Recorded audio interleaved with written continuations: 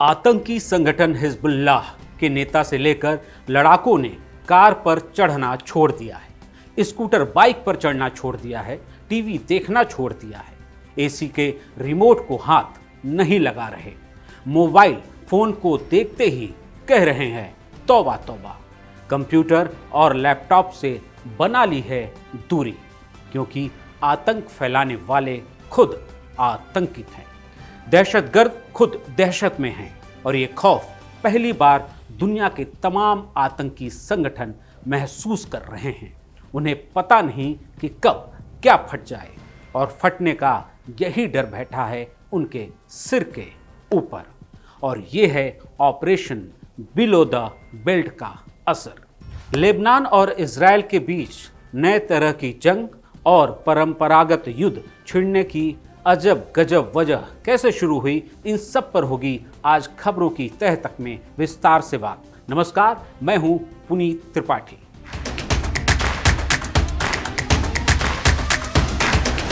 करीब 48 घंटे तक खौफ में रहने के बाद लेबनान ने सन्नाटे को तोड़ने के लिए इजराइल को बदले की धमकी दी, तो बिना वक्त गंवाए इसका जवाब उन्हें इजराइल से मिला और भरपूर मिला। और ऐसा हुआ तो आसमान गर्द और गुबार से स्याह नजर आने लगा और जगह जगह जलते अंगारे दूर से जुगनुओं के झुंड का एहसास कराने लगे। इस पारंपरिक जंग की वजह हजारों ऐसे धमाके रहे जिसने नुकसान कम और दहशत ज्यादा फैलाई। इजराइल ने दहशत फटाफट वाले इस जंग का नाम दिया था बिलो द बेल्ट। और जब बिलो द बेल्ट धमाके होने लगे, या यूं कहें कि बम फटने लगे, तो 2000 से ज़्यादा बार फटे, और फटे तो कुछ की जान गई और कुछ के जान माल का नुकसान हुआ। ऐसा इसलिए हुआ कि पेजर के बम में बदले जाने से बेखबरों में से कुछ ने इसे बेल्ट के पास बांध रखा था, तो कुछ ने पैंट की आगे की जेब में, तो कुछ ने पीछे की जेब में। अब पेजर जब बिलो द बेल्ट फटेगा तो जान माल का नुकसान तो होगा ही। हिजबुल्लाह कह रहा है, लेबनान कह रहा है कि एक के बाद एक करीब 4000 पेजर बम धमाकों के पीछे इजराइल है। इजराइल ने कुछ नहीं कहा। जिस वक्त इजराइल चुप था, उसी वक्त पेजर धमाके में जान गंवाने वालों को सुपुर्दे खाक करने के लिए कब्रिस्तान ले जाया जा रहा था, तो जख्मियों को अस्पताल।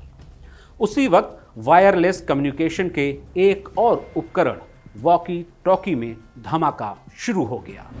ये वॉकी टॉकी भी ज्यादातर बेल्ट के पास रखे जाते हैं, यानी ये ऑपरेशन बिलो द बेल्ट का एक्सटेंशन था।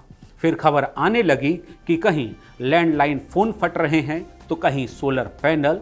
सवाल उठता है कि क्या इतने बड़े ऑपरेशन की तैयारी हुई? महीनों से ऑपरेशन की कामयाबी के लिए काम हुए। पेजर वॉकी टॉकी को बम में बदला गया और फिर धमाकों का फैसला। लेकिन किसी को भनक तक नहीं लगी। जवाब है हाँ, बस धमाकों से चंद लम्हे पहले इजराइल ने इसका संकेत दिया। हुआ यूं कि तेल अवीव में इजराइल के रक्षा मंत्री योआव गैलेंट ने फोन का एक नंबर डायल किया। दूसरी तरफ अमेरिका के पेंटागन में एक फोन की घंटी घनघना पड़ी। इजरायली रक्षा मंत्री योआव गैलेंट ने अमेरिकी रक्षा मंत्री लॉयड ऑस्टिन को बताया कि कुछ होने वाला है, लेकिन कहाँ होने वाला है, कब होने वाला है, कैसे होने वाला है, क्या होने वाला है, नहीं पता। बस इतनी सी बात। इजराइल के इस संदेश के बाद धमाके शुरू हुए और पेजर से निकली धमाकों की आवाज बाहर आते ही इसकी तुलना अमेरिका पर हुए आतंकी हमले 9/11 से कुछ खास वजहों से होने लगी। कहा गया कि इजराइल का हिजबुल्लाह पर यह हमला 7 अक्टूबर 2023 के बाद सबसे घातक हमला है। इसमें भले ही मरे नहीं ज्यादा लोग, लेकिन दहशत बेइंतहा हुई। जिस तरह अमेरिका के ट्विन टावर पर हुए आतंकी हमले के बाद दहशतगर्दों की दहशत फैली थी, उसी तरह पेजर और वॉकी टॉकी के धमाकों ने इस पर दहशतगर्दों में दहशत फैला दी। दहशत के संदर्भ में इन धमाकों की तुलना 9/11 से की जा रही है। एक पेजर ने जिहाद के मंसूबों के चीथड़े उड़ा दिए, जाहिर है इस ऑपरेशन को हिजबुल्लाह से मिलीभगत या दहशतगर्दों के लश्कर में सेंधमारी के बिना अंजाम देना संभव नहीं। अब हिजबुल्लाह और हमास वाले एक दूसरे पर शक कर रहे हैं, लेकिन वो इस शक को दूर करने के लिए आपस में बातचीत कैसे करें, उन्हें समझ नहीं आ रहा। वो पेजर, फोन, वॉकी टॉकी सबके फटने के डर के साए में जी रहे हैं। ये डर किस कदर है, इसे लेबनान की इन तस्वीरों से समझ सकते हैं।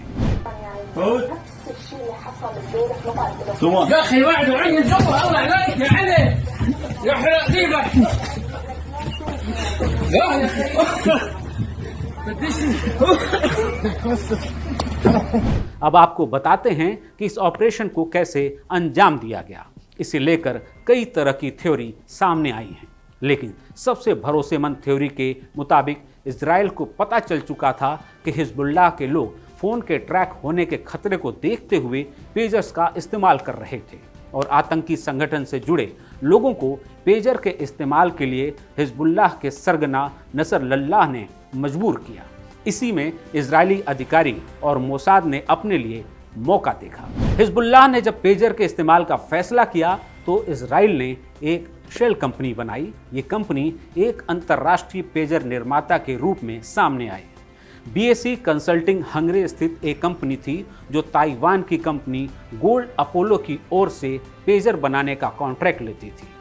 इजरायली ऑपरेशन के तहत पेजर बनाने वाले लोगों की असली पहचान छिपाने के लिए कम से कम 2 अन्य फर्जी कंपनियां भी बनाई गई। शक से बचने के लिए BAC में सामान्य ग्राहकों को भी शामिल किया गया। सामान्य ग्राहकों के लिए सामान्य पेजर बनाए गए क्योंकि टारगेट पर बतौर ग्राहक केवल हिजबुल्लाह था। अलग अलग निर्मित इन पेजर्स में विस्फोटक PETN से लैस बैटरियां थीं। ये पेजर्स 2022 की गर्मियों में लेबनान पहुंचने लगे थे, लेकिन इनकी संख्या हालिया महीनों में बढ़ी। इजराइल ने पेजर को विस्फोटक बनाने की तकनीक विकसित करने में भारी भरकम निवेश किया था। इस साल लेबनान में पेजर्स की खेप में तेजी आई और बड़ी संख्या में हिजबुल्लाह के लड़ाकों तक पेजर्स पहुंचाए गए। इजराइल में खुफिया अधिकारियों ने पेजर्स को बटन की तरह देखा जिसे समय आने पर दबाकर तबाही मचाई जा सकती थी। इजराइल के लिए वो वक्त आया तो दुनिया ने तबाही का नया तरीका देख लिया। धमाकों को अंजाम देने के लिए इजराइल ने पेजर्स को बीप पर चालू कर दिया और उन्हें अरबी में एक संदेश भेजा जो ऐसा प्रतीत हुआ जैसे कि यह हिजबुल्लाह के वरिष्ठ नेतृत्व से आया है। इसके कुछ सेकंड बाद ही लेबनान में हजारों लोग घायल हालत में सड़कों पर थे और तो और लेबनान में ईरान के एम्बेसडर मुस्तफ़ा अमानी की पेजर धमाके में एक आंख चली गई क्योंकि वो पेजर के मैसेज को आंखों के पास लाकर पढ़ने की कोशिश कर रहे थे। उनकी दूसरी आंख को भी नुकसान पहुंचा है। मुश्किल यह है कि ईरान और एम्बेसडर ये तक नहीं बता सकते कि आतंकियों का पेजर उनकी जेब में क्या कर रहा था। इसी तरह जिन वॉकी टॉकी में धमाके हुए वो 10 साल पुराना मॉडल है जिसका नाम IC-V82 है। इसे बनाने वाली जापानी कंपनी आईकॉम ने दावा किया कि उसने 10 साल पहले ही इस मॉडल को बनाना और बेचना बंद कर दिया था। कंपनी ने दावा किया कि उनके प्रोडक्ट के नाम से मार्केट में नकली माल बेचे जा रहे हैं, यानी यहाँ भी इजराइल ने खेल कर दिया। अब देखिए बरसों की तैयारी का नतीजा। पहले पेजर उड़ा, फिर वॉकी टॉकी और पीछे पीछे रेडियो डिवाइस और सोलर पैनल।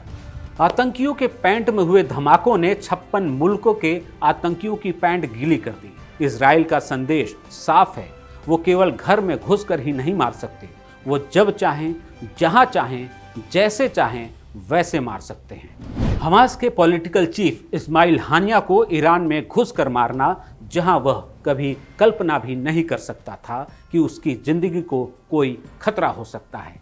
हानिया जिस घर में रहता था वहां 2 महीने पहले से ही किसी गुप्त जगह पर बम लगा हुआ था और उसे भनक तक नहीं लगी।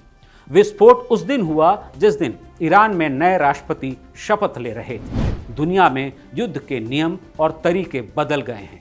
हमास चीफ इस्माइल हानिया से लेकर ईरान के न्यूक्लियर साइंटिस्ट की हत्या और अब पेजर धमाके, ये घटनाक्रम बहुत कुछ कहते हैं, लेकिन भारत के चुनावी फिजा में अग्निवीर पर सियासत जारी है। राहुल वाली कांग्रेस अग्निवीर को चुनावी मुद्दा बना रही है, लेकिन इजराइल दुनिया से कह रहा है कि आतंक से मुकाबले के लिए टेक्नोवीर की जरूरत है, अग्निवीर की नहीं। इसे भारत के सियासतदां जितनी जल्दी समझ लेंगे उतना ही भला होगा। ये इजराइल से मिला सबक यहूदियों को खत्म करने के लिए दुनिया भर के मुसलमानों का एक वर्ग बद्दुआएं करता है।